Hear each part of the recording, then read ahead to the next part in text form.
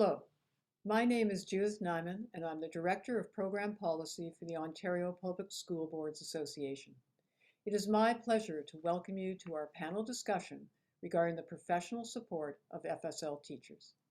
In this context, FSL includes core, basic, immersion, and extended programs. Through labor market research led by the Ontario Public School Boards Association, OPSBA, offering professional support to FSL teachers makes a difference in attracting teachers to a particular school board during the recruitment process. And there is reason to believe professional learning is connected to the retention of FSL teachers over time. What we do know is that finding sufficient numbers of FSL teachers continues to be an issue across Canada. And as a result, finding how to best attract and retain them is important. Today, we will hear from a number of school board leaders regarding their efforts to support the professional learning and growth of FSL teachers. At this time, I would like to introduce our moderator for the panel, David Jack, who has been the lead researcher working with OPSBA on this important labor market priority. David? So thanks to everyone for joining us today to talk about professional learning with FSL teachers. Given your leadership roles, you bring considerable knowledge and expertise to the table. We're aiming to hear your perspectives in this area. And so to start, we'll go around the table and introduce everyone, and then we'll get started. I'd like to start with Angeline. Good afternoon. I'm Angeline Humber, a teacher consultant with the Greater Essex County District School Board. Allison. Hi, I'm Allison Cunningham, and I'm the instructional coordinator for the new teacher induction program in the Peel District School Board. And Sylvia. Bonjour, I'm Sylvia Mall, the instructional coordinator for French as a second language from grades 1 to 12 and also international languages for the Peel District School Board. And Mary. Good afternoon. My name is Mary Vatier. I'm the FSL consultant K-12 as well as a numeracy coach for Niagara Catholic District School Board. Matthew. Afternoon, I'm Matt Beaton. I'm the FSL and ESL second languages consultant for K-12 from Trillium Lakelands District School Board. And lastly, Carolyn. Yes, good afternoon. My name is Carolyn Bartlett, and I'm principal at French Immersion Focus School in Durham Catholic. Well, thanks again. We're going to get started right away, and we'll begin with a question that you've all had an opportunity to think about, and that without a doubt influences your role in your various boards. How is it that you go about determining what the professional learning needs of the FSL teachers you support actually are? We're going to have Angeline start us off here. Thank you very much, David. I find that in my role as teacher consultant and having been in the role since 2013, a key element for me is those relationships and ongoing conversations with administrators, educators, and even across departments. I know even today I had an amazing conversation with student success in our special education department, truly looking at some of those needs that are emerging, particularly given our current circumstances in the realm of the French as a second language education. Okay, so Sylvia, you'd like to follow up? Yes, thank you. So in Peel, we feel that collaborative inquiries that involve multiple sessions over an extended period of time, let's say 6 months, really helps us to determine the learning needs of FSL teachers. During those sessions, we introduce instructional and assessment practices, and between sessions, teachers are given the opportunity to put theory into practice. And they also keep a learning journal. And in that reflective journal, they share with us any questions they may have about their practice and also areas that they want to further their growth, professionally speaking. So we're always able to adjust and to, throughout the collaborative inquiry, and to switch up our sessions if needed based on the areas that require further growth. Thanks, Sylvia. I see Matt's hand up. What would you like to add? I think it's sort of a combination from our end. Somewhat we're fortunate, I guess, that our board isn't too large. So I see that in the chat, Carolyn talked about the polls. So there is an aspect of when I first arrived into this role, the first step was sort of to take the temperature of the system, where are our educators at, what are their needs, but then also sort of balancing that with wanting to piggyback on what Angeline said about some of those relationships. So it was balancing the needs of what the educators said, but then also developing the relationship with those dual track administrators to find out what were their needs, because we often found that sometimes there were connections, but sometimes that there were definitely varying needs. Right, right. I'm going to go to Mary now. I see that you've got something to add too. Yeah, so in my role as a coach as well, and piggybacking off of Angeline and what Matt said as well about building those relationships, visiting the schools and having those really great conversations about what's necessary, what their needs are, and really responding to their individual requests and being available. So Carolyn, go ahead. Thank you. Thank you very much, David. Speaking from the perspective of an administrator, I truly believe that that connection that was spoken about is critical with our French consultants, teachers, and meeting with administrators.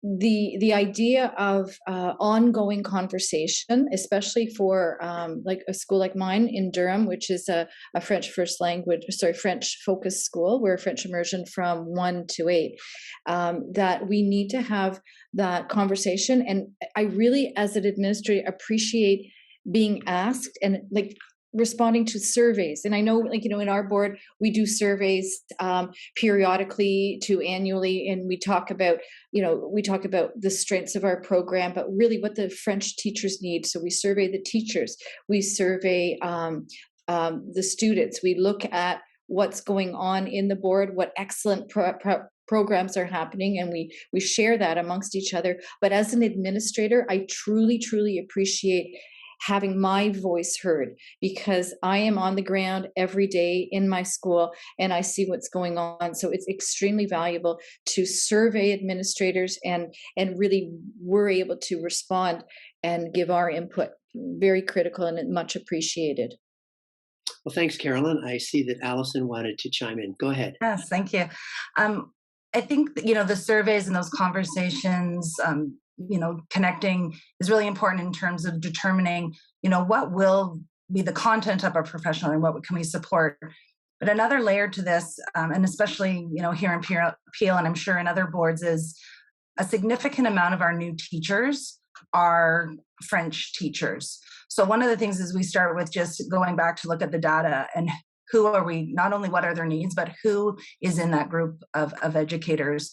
So we know in our board, about 20% of our all new hires are FSL teachers.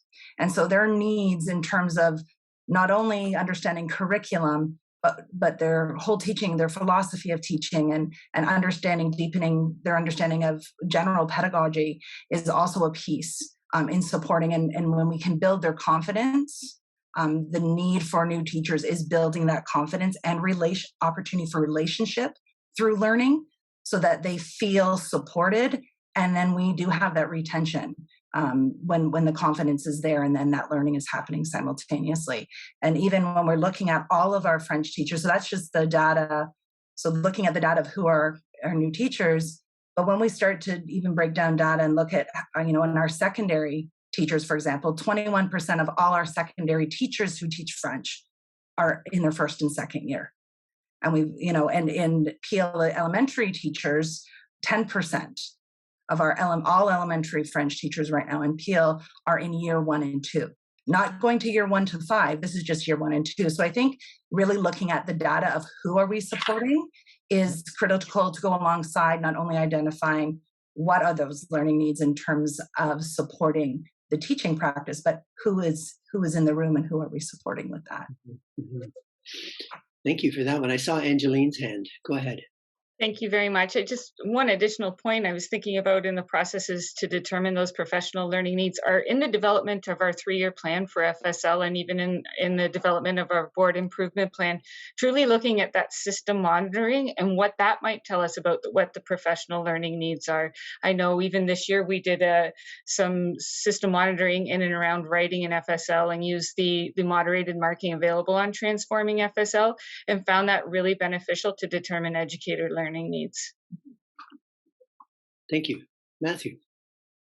I just wanted to add also, and I'm not sure if this goes for everybody else, but I found it really useful to sort of use the provincial network, whether it was through MLC or whether it was through our CFR regional teams, to also sort of determine. I mean, it won't necessarily always correlate to what perhaps the needs are within our system, but I think we can't overlook, or at least we haven't overlooked, what's actually happening in our coterminous boards, because that can often be a good indicator of the sort of idea that you don't know what you don't know. And in turn, we would find out what's happening in our coterminous boards, and it would cause us to bring that into conversation. And all of a sudden, our teachers then start to realize, oh, yes, we would like to know about that as well. And so I felt like I wanted to bring up, especially MLC as being one of the huge components of that. For our listeners, do you want to just spell out that acronym in case somebody who watches this might not have heard it? Yeah, absolutely. So Modern Languages Council, and I will speak for myself, is that it was sort of the life raft that I needed when I came into this role. And I know that a lot of like-minded professionals within that working group, we're all dealing with the same things. And that's where, as in this role, I've learned so many ways in which I might tackle this question that you've given us. And so again, it's where I have learned many of the processes that I then hoped to implement in this role. Great. I see Mary would like to chime in. Go ahead. Actually, I would love to piggyback off of what Matthew said too, because I have found value in that for my own professional learning from our Western CFR group. And Angeline's a part of that, and that development for myself so that I could bring that leadership back to my board and to my FSL teachers has been really invaluable.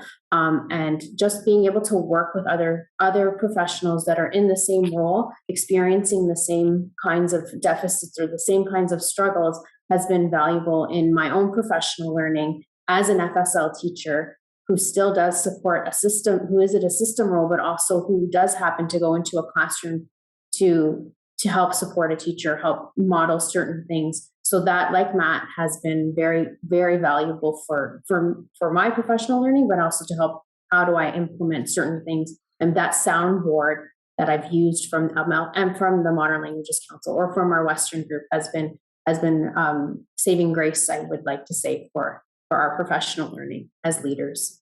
Great. I see a couple of hands up here still. Carolyn, did you want to chime in? Go ahead. Yes, thank you. I just wanted to sort of add on to what Angeline was saying about the 3-year FSL action plan. Development of that plan, I found, has been critical in our board to really inform what the needs of our French language teachers are, because our panel that develops this plan includes the voice of elementary and secondary principals, vice principals, French consultants, core and French immersion teachers. Who are both new and experienced. So tapping into the various experiences and perspectives has really given us a fulsome understanding of what the needs are in our board. So that 3-year action plan is critical. Right. Well, thank you for that. It seems quite clear that there's many ways that you find out what it is your colleagues would benefit from, and I think that's an important message, that not only is it important to find out, but that there's many ways to find out, either very grassroots and can be quite casual or informal, to broader systems of finding out what the overarching themes might be. And certainly the data point that Alison brought up is important too, especially if there's been significant changes in the numbers of FSL teachers, and that they're not a monolith, that their needs may vary group by group. Which brings us, of course, to what did you actually find out, or what have these fine processes delivered to you? Because without a doubt, many of you around the table today are those who action them. So the question becomes, so what have you found out about the professional learning needs of FSL teachers in your specific context? And it doesn't have to be right today. If you've been in the role for a while. You may have seen some trends. I think listeners would be interested in what those might have been over time. So feel free to take us back if that's a perspective that you have. I see Angeline would like to start us off. Go ahead. So I know for myself, especially with the recent Ontario Human Rights Commission Right to Read public inquiry and the release of the report to go with it, a truly pressing issue is that literacy development in our French immersion programs. And I'm going to add and truly going to progress in looking at what that looks like for all of our French as a second language programs, including core French as part of that. So we know all those things about the science of reading, but what does that look like in a second language program? And how are we ensuring that the Common European Framework of Reference is included and incorporated as part of that literacy, very valuable literacy block for our students? Thank you for that. Interesting how something as current as the conversation around the science of reading is changing what those needs are, almost overnight. Sylvia, you wanted to follow up. Go ahead.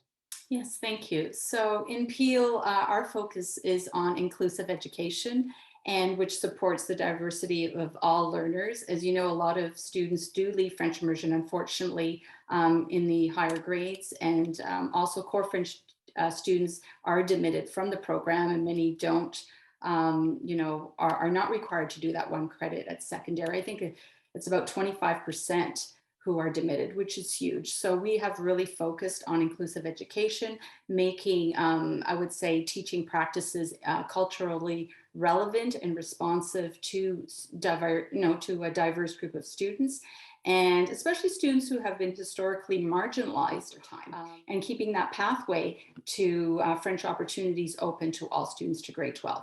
So in Peel, we have focused on the plurilingual approach, and we've been teaching translanguaging practices to our students. So what is that all about? So it's about centering student identities and also giving them the opportunity to connect with their home languages, so they feel that they are seen as language learners, and there's a true sense of belonging in a French course. So being able to connect to their home languages and seeing that these skills that they have, they can actually transfer and develop those same skills to understand and speak French. It's truly powerful. And in the CFR now has expanded not only to the 4 strands that we see in the FSL curriculum, but it has expanded to include plurilingualism, which is truly, I think, powerful to centering student identities and also to allowing them to assess which skills and which strategies they need to be lifelong language learners. Thank you. Thank you for that. I see the next hand is Mary's. What would you like to add? So when I began in this role, CFR was new to a lot of our teachers, and that development and that introduction and moving teachers through that process of really understanding that connection to the CFR and our curriculum has been a definite need. And because we were a smaller board and we just began to introduce the DELF about 4 years ago. So that connection to the DELF, to the Diplôme d'études de langue française, was a really important connection that I made, that we made not just in elementary, but not just in secondary, but in elementary. And that really helped to clarify some of that CFR language, help them to see where my students could be, where students could see themselves in that continuum of learning the language. And I really like how Sylvia said about the plurilingualism, where they see themselves in any of their languages, because the CFR exists for so many other languages, not just for French, but that they could see themselves in it and look at truly where they are in their own language, and then compare that to, or look at that in comparison to where they are in French language. So I think that development, I've been in the role for about 6 years, and seeing from the beginning where we started brand new with the CFR and how we're moving forward, and the connection to the DELF and the connection to the curriculum, and now to what literacy should look like and how we have to integrate all of that, has been a real need, but also a really great challenge for us. And then moving forward, looking at those connections in our CFR continuum. So that's been a really great learning for us. Thanks, Mary. Carolyn. I have to agree with Mary. That connection between the CEFR, growing success, and curriculum expectations are critical, because sometimes, based on what I've seen as an administrator in the classrooms going around, is that they're looking at curriculum expectations in isolation. And then we have sort of the, CEFR wheel, where they assess, the je peux statements, and the students are doing that, but it's almost like, okay, we need to do a bit of CEFR work, and then, okay, now we're going to continue back with the curriculum. So the teachers are really looking more for more fluidity, to really be able to teach seamlessly the CEFR integrated with the curriculum. And also the idea of that literacy development in French. They're using development of, good reading instructional strategies, phonological awareness, any across curricular approach to support literacy development. Because, in immersion schools, of course, they're learning core subjects, social studies, completely in French. So there's a lot of opportunity for developing French language and using the CEFR integrated in everything that's taught. And really, we're working on that, but that's unfortunately something as of yet that the teachers see in isolation. So I think that's somewhere where we need to do a bit more work. Matthew, I think I see your hand. Yeah. I guess, to start, I certainly can echo the same sentiments that everyone else has shared. But I think one of the pieces, it's funny, if you had asked maybe 3 weeks ago this question, I think that prior to the OHRC's report, it wouldn't have, I think, been drastically different. But what's come out now is that now, in our opinion, in our board, more than visit the CFR. Because what we're noticing is that, like many things that occur in the way or in the manner in which the OHRC's report was released, it causes a huge shift, which is fantastic and wonderful and exciting. But on the other hand, it can also unfortunately disrupt a flow and a pattern that may actually have many good things that come along with it. And so, similar to what Angeline's referenced, is like the fear, based on feedback that we're hearing, is that we're forgetting some of the core practice, some of the core mindsets that are involved in the CFR. Was really that connection with administrators to support them in how they might continue to develop that capacity. And I know it's hard, because especially if you don't speak French and you don't have that background, trying to provide you with everything as administrators that you need in order to support that development of those skills, and also considering what needs to be strategically abandoned. Like, what those is based on your own background and experience, you might have thoughts of what that French as a second language program looks like, but what is it time, now that we know better and more, is it time to strategically abandon? I like that term, strategically abandon. That is actually, and I must, Tracy Whedon from the Science of Reading Defining Movement, that is something she said that I'm holding on to. So I thank her for that. Okay. Thank her for me too. Okay. So I see Allison has her hand up. Go ahead, Allison. And coming from, supporting new teachers, I think it's really important that we consider mentorship as a form of professional learning. And not just a structure of support in there, but really valuing that ongoing mentorship, and what systems we currently have in place to support not only what the ministry has determined as one-to-one mentoring for all new teachers, but what we know through research is the power of having mentoring networks and webs. And how are we able to provide that? And that also goes to really critical in support of administrators when we're looking at the school level. But how do we work across our central departments, and working in collaboration with Sylvia, where we see this need, and seeing it as professional learning, not only building repertoires in terms of teaching practice and resources, having that ongoing support will result in what we need, which is built confidence, right? High sense of support, high sense of success and confidence. And with that is where we get the retention rates. And when people aren't feeling a high level of support, or knowing where their systems are for that support, when they're feeling in those moments that they need that extra lift up, how do we ensure that we offer that. And you know, one way that we're addressing that in Peel, and also because of the size, we have to consider, you know, within a French immersion school, there might be many supports for teaching the subject, but when we have our core French teachers, which we know a significant amount of new teachers are core French teachers, they may be the only one in the building. And so how do we support centrally to find those mentor networks, right, and keep them going? So this year and some things we've really learned out of COVID and the pandemic and having access where geography doesn't matter. We've got virtual networks, we've got virtual directories for French mentors, call a mentor and connect with a meeting, which could be a one-time visit or it could go into a lasting relationship. And then thinking about how, you know, conversations now Sylvia and I are having in terms of how can we support larger networks that can offer also a level of instruction for professional learning alongside being there as a supportive colleague. And so that becomes an intentional choice within professional learning and seeing that as an avenue. Wow, thank you very much, all of you, for this. It's obvious that there's that, you know, just looking at it, the systems you've put in place to find out what people need, and then the bigger question, I would argue, is responding to what those are. It's clear you've covered an awful lot of turf here, because we all know the connection between, you know, working in a place where you feel that that you're part of getting better, that you're able to get better at what you do. You come to this work wanting to do a good job, and being supported that way is critical. I'm going to pick up on one piece before we move on, and that was about confidence.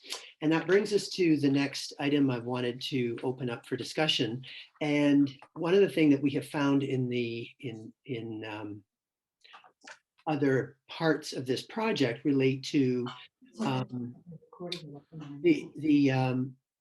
the proficiency level of the French proficiency level of teachers who are entering the profession. And this is not a new story, not a new question, but I believe I heard Alison talk about confidence, and that's certainly something in the research about, you know, you need to be confident in the work that you do, but the research is also showing you need to be confident as a speaker of the language in order to operate as an FSL teacher.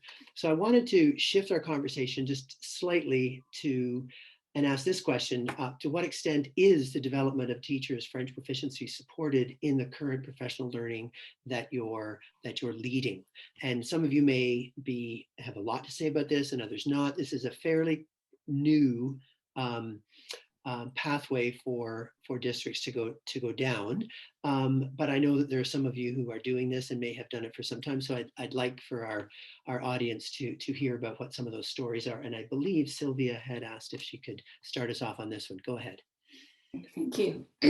So in Peel, over the last 4 years, actually, we have, I don't know if you can say, normalized the fact that we're using the French language in professional learning sessions.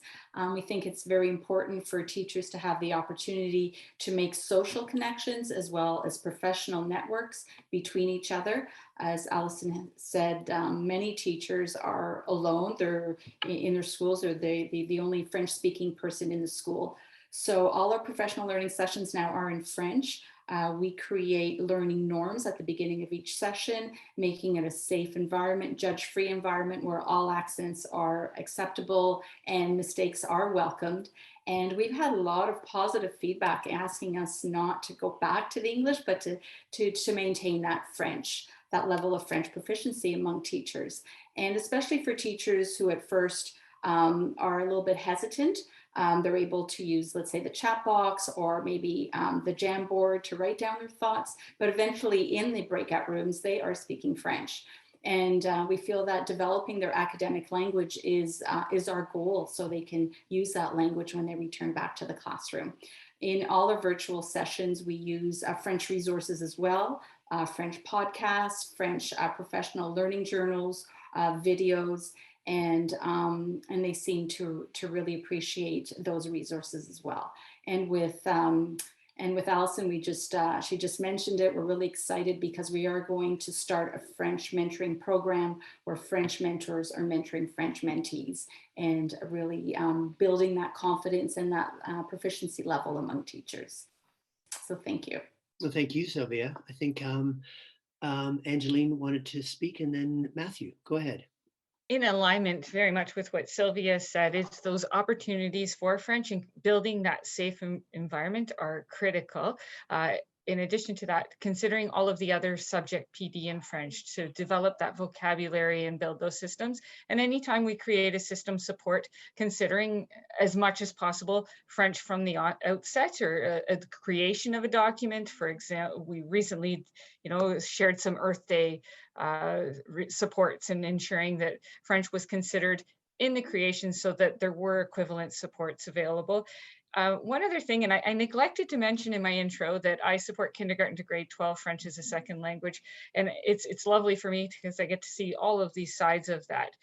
So we do have ECEs that are DELF Correcteur trained. So it's just amazing to me. And that professional learning for them and the support that provides for us as a system is outstanding. Thank you.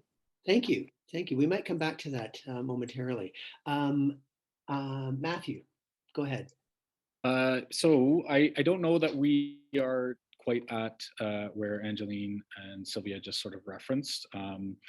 Thinking about the feedback that we got when I first arrived in the role, one of the key pieces that came out was the level of language insecurity that was very evident in our system at the moment. And so the pathway we chose to take was first to sort of dig into this with Denis Cousineau a bit. So Denis has been a huge support to us. And it's interesting too, Matthew, that you talked about, that lack of confidence in some educators who are teaching French. And I think that's very geographic, because I know, for example, in the northern wards that have significant French speaking populations, most FSL teachers are French L1, and, and there's no problem. And in Durham, just east of Toronto, there's not a huge French language population. So a lot of the teachers we have are core French graduates out of secondary school that have taken a bit of French in university and are really, while they're teaching, working towards developing their own French language proficiency. So, I know the question is more about the extent of the development of their proficiency supported in professional learning, but I think there's also the social aspect as well, that we need to connect them socially, because we've had a situation where we had a teacher join us from Montreal, beautiful French first language speaker, but she was isolated from her family, friends, and network, and we lost her because she didn't feel that connection with the community. So I think, in addition to supporting the professional learning in French, we also have to create that environment where there's opportunities to speak French out of school and to connect these teachers so they can work on socially developing their French skills, and then kind of bring that back into a professional learning environment where professional development is offered in French to further opportunity for them to practice French, and to, like earlier was mentioned about, normalizing the use of French in professional learning and moving from judgment to support. If you make a mistake, it's fine. I'm, an allophone, as they say, from Quebec, which means, that I do speak French as a second language, but it's certainly not my first language. And as a French immersion school, I do my best to speak in French as much as I can, but I make mistakes, and that's okay. And I think really that has to be in our boards where we have, less proficiency in our French instruction, to really acknowledge, celebrate those mistakes and identify them as learning opportunities, and to not be shy. And I think that'll further develop the teacher's proficiency as well. Well, thank you, Caroline. I saw lots of head nodding, so we'll move to Mary. Did you want to follow up there? Actually, I would love to follow up with that, because I've experienced the same thing where we are losing teachers to different communities. They don't feel a connection. And so we've just started little groups of here's someone, like you said, Sylvia, here's a mentor to talk to, here's someone, and then looking to September, looking to create those small groups that they feel encouraged to participate in French and just to carry on, and really almost similar to our students differentiating for what they need and what they understand. And sometimes that pedagogical language really hinders some of their learning, and making sure that that is also a part of their learning.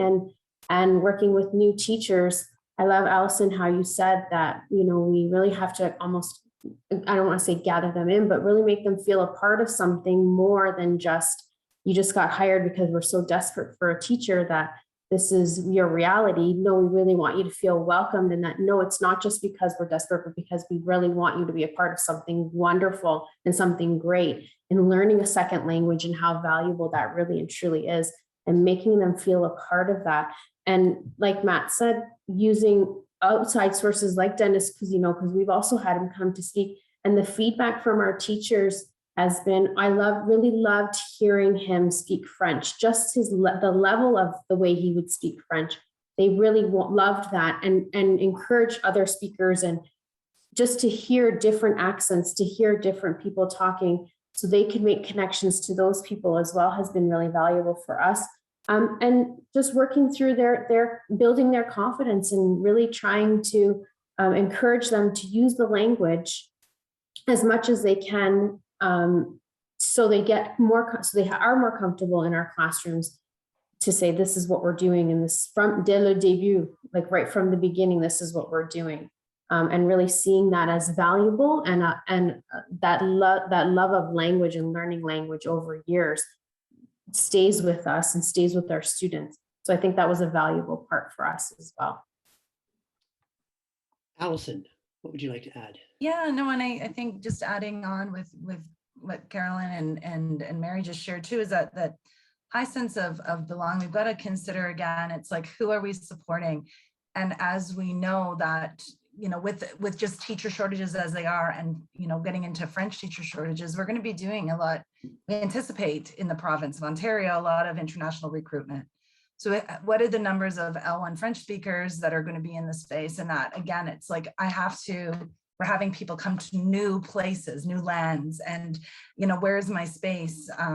When you're a new teacher, Mary pointed this out, is like, am I just here because I got hired because we're desperate for a French teacher, or is this my space? Is this my community?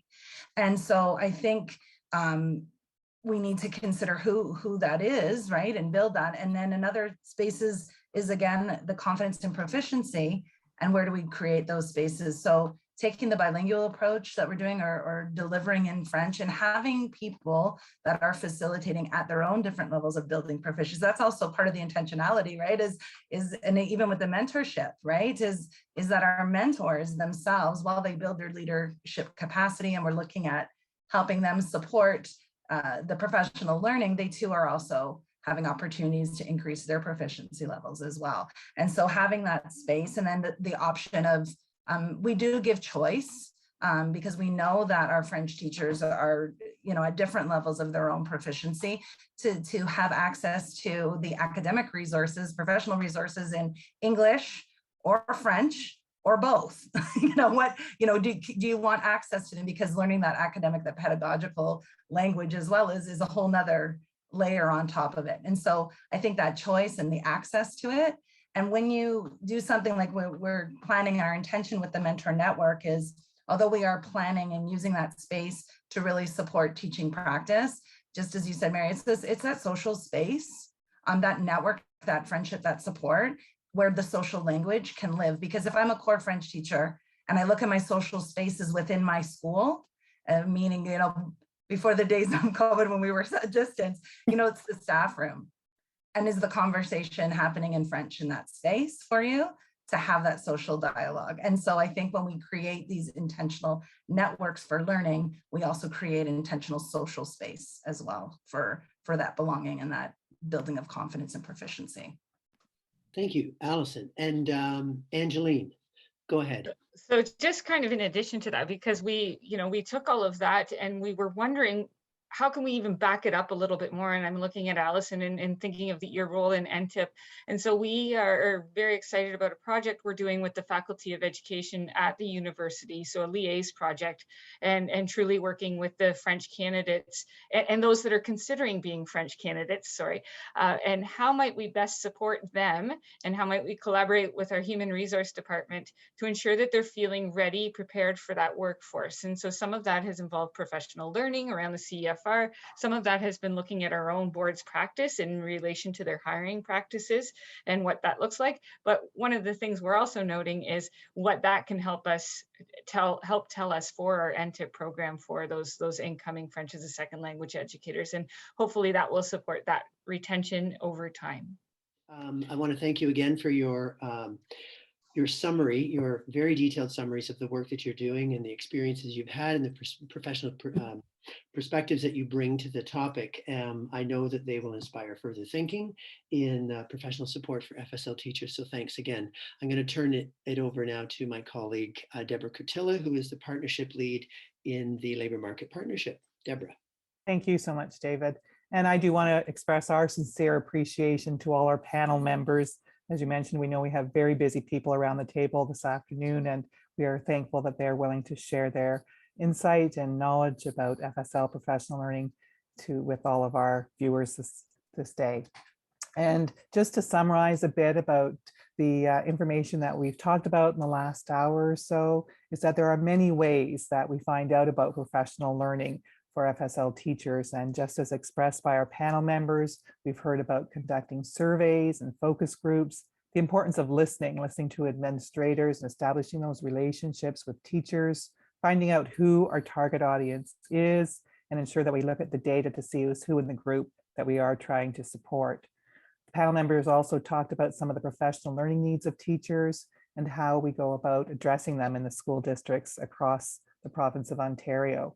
So we heard about professional learning needs of FSL teachers, including inclusive teaching, the CEFR, and literacy development in the French immersion programs, and how it is integrated all into the curriculum. As mentioned previously, offering professional support to FSL teachers matter, and there is reason to think professional learning is connected to the retention of FSL teachers over time. So once again, thank you to all our panel members, and we appreciate your participation this afternoon. Thank you.